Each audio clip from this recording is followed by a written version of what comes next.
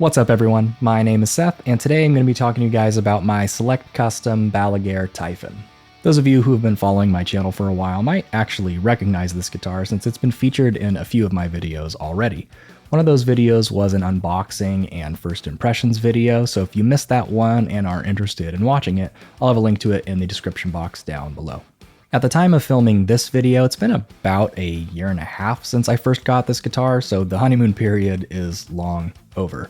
Now that I've had some more time to play it, I've noticed some things that I missed on day one, and my overall thoughts and opinions have changed a little bit since my first impressions video. But before we get into all that, let's talk specs.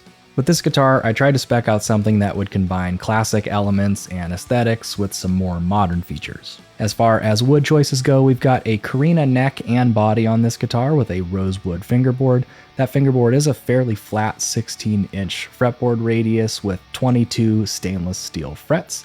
As far as the rest of the hardware goes, we've got a set of Balaguer locking tuners and a Tone Pros Tune-o-matic bridge on this guitar.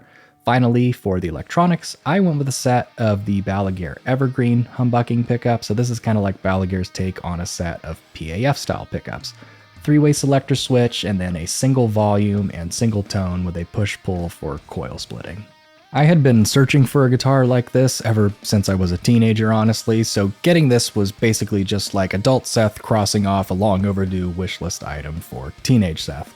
To my knowledge, you can't really get a guitar in this style with all of these features, at least not at this price point. Specs and features also don't really mean much if the rest of the guitar sucks, but good news, the Balaguer Typhon does not suck.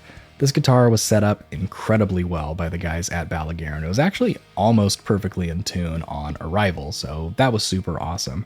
I'm also really happy with the way the finish turned out, even though it is kind of hard for me to accurately capture it on camera.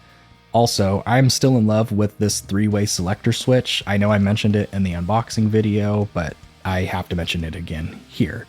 This feels like the type of switch that you would see on like an amplifier or something, not really something I ever see on guitars, and for whatever reason it just makes my brain release a lot of dopamine, so I have to highlight how awesome this switch is again in this video, as ridiculous as that may be. After spending some more time with the guitar though, I did start to notice aspects of it that are less than perfect. The truss rod adjustment wheel looks like it's slightly oxidized, which is strange to me because this guitar hasn't been exposed to any excess moisture in the time that I've had it. Another thing I noticed, but is pretty difficult for me to capture on camera, is that the nut is just ever so slightly narrower than the fretboard. Again, it's kind of hard to see unless you're holding the guitar and looking at it in person, but you can definitely feel it if you run your fingers up and down the neck at that nut area.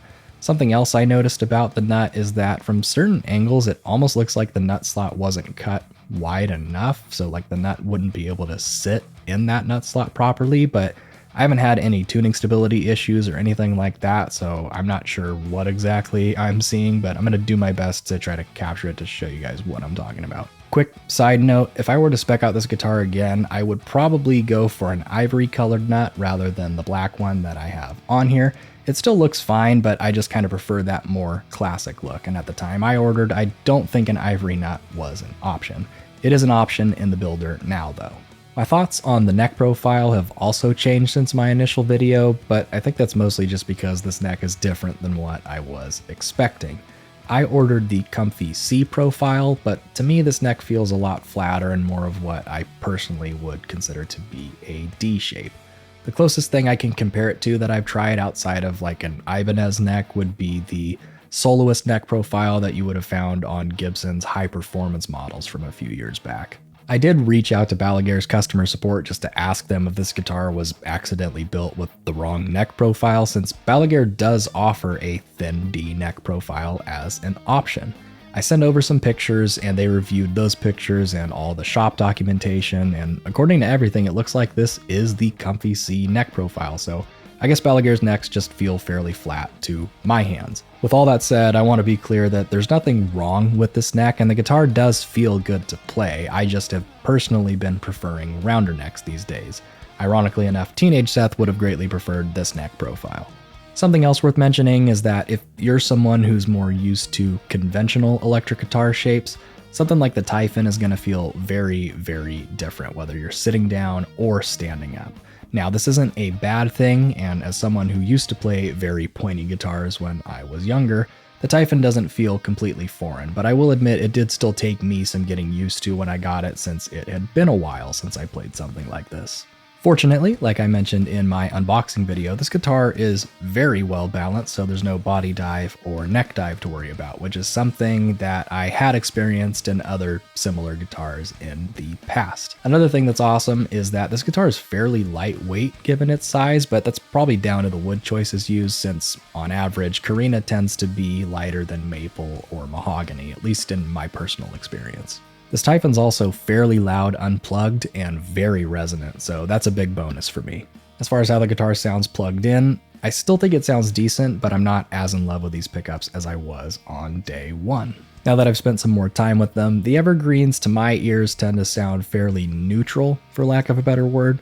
There's nothing offensive about them, but for this guitar, I really want something that sounds a little spicier, or just something with more attitude, I guess, so I'm probably going to end up swapping these out for a hotter set of pickups in the future. It's worth mentioning that Balaguer does offer a wide variety of pickups, both in-house and from brands like Bare Knuckle, Seymour Duncan, Fishman, etc., so there's plenty of options if you're looking to spec one out for yourself. But just because I'm no longer crazy about the way the evergreens sound doesn't mean they wouldn't be the perfect pickup set for someone else. So on that note, I think it's time for some more sound examples. Let me know what you guys think about how these pickups sound in the comments down below, and when we come back, I'm going to share my final thoughts on this Balaguer Typhon.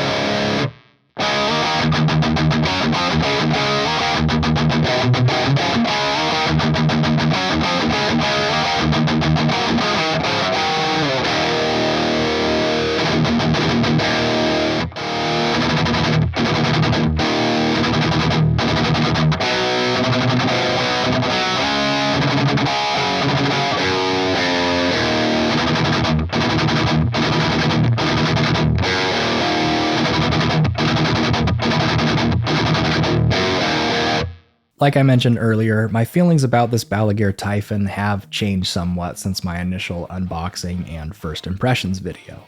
That said, I want to make it clear that I still think this is a very fun and solid guitar. Outside of the weirdness with the nut and truss rod wheel, this guitar was built and set up incredibly well. Visually, this is the exact thing I've been looking for ever since I was a teenager, but with modern features and improvements that make this even better than anything I ever would have had access to back then. I do wish that the neck was a little bit rounder, and I also wish that I went with a hotter set of pickups, but overall, I can honestly say I'm still really enjoying this guitar a year and a half later. It's also really cool to see that Joe Balaguer and honestly the whole team over at Balaguer Guitars are really involved with their community across social media, and it seems like they're always cooking up new options and adding things that make me and a lot of other people spend way too much time in their online builder. I know that doesn't really have a direct bearing on this guitar, but at least for me, knowing the people behind this thing are really passionate about what they do and really care about their customers makes this feel at least a little bit more special. And that's pretty much all my thoughts on my Balaguer Typhon. Thank you guys so much for watching this video. If you've owned or played a Balaguer, let me know about your experience in the comments down below. There's probably going to be an update video at some point once I get around to doing the pickup swap, so make sure you are subscribed if you don't want to miss that. And if you enjoyed the video, also don't forget to hit the like button since that helps feed the YouTube algorithm, and if you check the description box down below, you'll find links to my Patreon and other social media accounts if you're interested. Thanks once again for watching this video all the way to the end. Stay safe everybody, and hopefully I'll be back with another video soon.